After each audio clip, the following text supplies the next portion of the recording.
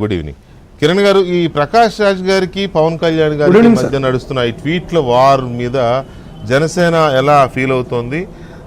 ఎందుకు ప్రకాష్ రాజ్ గారు పవన్ కళ్యాణ్ ని టార్గెట్ చేశారనుకుంటున్నారు?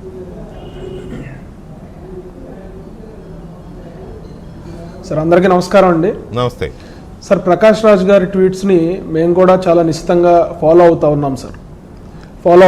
ఆయన ఒక వీడియో మెసేజ్ కూడా చేయటం జరిగింది. అంటే పవన్ కళ్యాణ్ గారు ఏమన్నా ఆయన ట్వీట్స్ని మిస్అండర్స్టాండ్ చేసుకున్నారేమో, మరొకసారి ఆ ట్వీట్ని చదవండి అని చెప్పి ఆయన సలహా ఇవ్వటం జరిగింది. మేమందరం కూడా మేమేమన్నా తప్పుగా అర్థం చేసుకున్నామేమో అని మళ్ళీ మరొకసారి ఆయన ట్వీట్ని చదివితే సార్, ఆయన ఏమన్నా రాకెట్ సైన్స్ అందులో మాట్లాడారా, లేకపోతే ఐన్స్టీన్ లాగా రామానుజన్ లాగా ఫార్ములాస్ ఏమైనా రాశారా అనుకుంటే ఏం లేదు సార్. జస్ట్ ప్లెయిన్ ఇంగ్లీష్ ఉంది. అది ఎవరికైనా సరే చూస్తే అర్థమవుతుంది.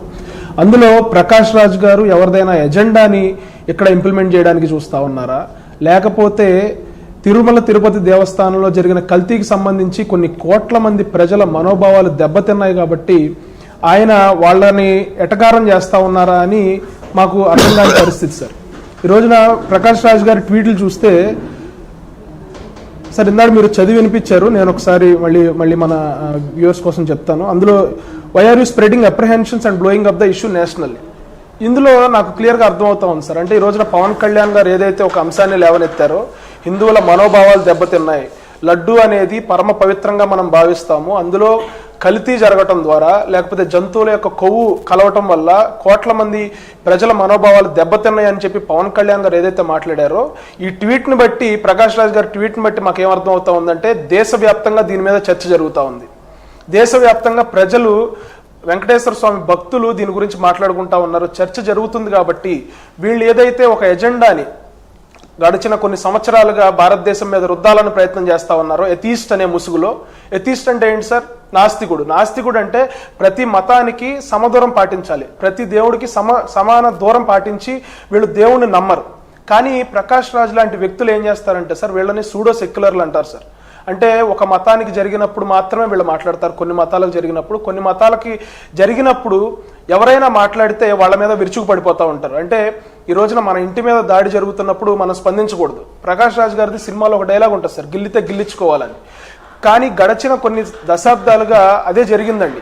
ఎవరూ కూడా హిందూ మతాల మీద కానీ హిందూ ఆచారాల మీద కానీ దాడులు జరుగుతున్నా, వాళ్ళని ఇబ్బందులకు గురి చేస్తా ఉన్నా కూడా ఎవరో మాట్లాడాల. ఈ రోజున పవన్ కళ్యాణ్ గారు వచ్చి మాట్లాడటంతో ఈయన ఇబ్బంది పడిపోతా ఉన్నారు. వీళ్ళు ఎవరైతే కుహానా సెక్యులరిస్టులు ఎవరైతే ఉన్నారో వాళ్ళందరూ ఇబ్బందులు పడి, దేశవ్యాప్తంగా మనకు అనేక రకమైనటువంటి అల్లర్లు జరుగుతూ ఉన్నాయి, కమ్యూనల్ ఇబ్బందులు ఉన్నాయి. మీరు కొత్తగా ఎందుకు ఇటువంటి ఇష్యూ రైజ్ చేస్తున్నారంటే, పవన్ కళ్యాణ్ గారు ఏమన్నా ఇతర మతాల మీద దాడి చేయమన్నారా సార్? పవన్ కళ్యాణ్ గారు ఏమన్నా ఇతర మతస్థుల్ని ఇబ్బంది పెట్టమన్నారా, లేకపోతే ఇతరులని తిట్టారా, లేకపోతే దుర్భాషలాడారా? కేవలం ఆయన ఒక మతాన్ని ఆచరిస్తూ దానికి సంబంధించిన దేవదేవుడికి ఒక ఇబ్బంది కలిగింది, అపచారం జరిగింది, దానికి సంబంధించి కొన్ని వందల మంది ఉన్నారు సార్, కోట్ల మంది ఉన్నారు ఈ రోజున దేశవ్యాప్తంగా హిందూ మతాన్ని ఆచరించేవాళ్ళు. కానీ ఎవరు మాట్లాడలేని పరిస్థితి. అటువంటి పరిస్థితుల్లో పవన్ కళ్యాణ్ గారు వచ్చి మాట్లాడినప్పుడు ఇలాంటి వాళ్ళకి ఇబ్బంది కలుగుతూ ఉంది. ఇదే ప్రాసెస్లో భాగంగా ఆయన రకరకాల ట్వీట్లు చేయడం జరిగింది సార్. వాటిని కూడా పరిశీలిస్తే మంచు విష్ణు గారు ఆయన ఒక ట్వీట్లో ఏం చెప్పారంటే, Tirumala laddu is not just prasadam, it's a symbol of faith for millions of Hindus like me. అందులో తప్పే ఉంది సార్. ఈ రోజున తిరుమల ప్రసాదం అనేది కొన్ని కోట్ల మందికి, మనం తిరుమల ప్రసాదం తింటే వెంకటేశ్వర స్వామిని దర్శించినట్టుగా మనం భావిస్తాం, కళ్ళకద్దుకుని తింటాం. ఎవరైనా గుండు చేయించుకుని వస్తే తిరుమల వెంకన్నను దర్శించినట్టు ఆ గుండుకి, ఆ తలకి నమస్కారం, దండం పెట్టుకునే పరిస్థితి ఉంటుంది సార్. కానీ ప్రకాష్ రాజ్ గారు దాన్ని రీట్వీట్ చేస్తూ ఆయన ఏం చెప్పారంటే sir, I have my perception, you have yours. అంటే లడ్డూని మీరు పరమ పవిత్రంగా మీరు భావిస్తారేమో, కానీ నేను అట్లా కాదు, నాకు సపరేట్ పర్సెప్షన్ ఉంది. దీన్ని చాలా సీరియస్ గా తీసుకోవాల్సిన అంశం సార్. ఎందుకంటే ఆయనకున్న పర్సెప్షన్ ఏంటి అంటే, లడ్డూని just like any other sweet లాగా ఆయన చూస్తారా, పైగా శివయ్య అని పిలవటం. దీన్ని ఎందుకు రెఫర్ చేశారంటే సార్, భక్త కన్నప్ప అని ఒక సినిమా వస్తూ ఉంది మంచు విష్ణు గారిది. అందులో ఆయన దేవుణ్ణి పిలుస్తాడు సార్. ఆయనకి ఇబ్బంది కలిగి పిలుస్తాడా, లేకపోతే ఆయన ఆ క్యారెక్టర్ని పండించగలిగాడా పండించలేకపోయాడా అనేది పక్కన పెడితే, ఒక బాధ కలిగినప్పుడు ఆయన ఆ బాధతో దేవుణ్ణి పిలుస్తాడు శివయ్య అని. దాన్ని కూడా ఎటకారం చేస్తూ ఇతను దాన్ని కోట్ చేస్తూ ఐ హ్యావ్ మై పర్సెప్షన్ అంటే, లడ్డూ పట్ల మీకున్న పర్సెప్షన్ ఏంటి?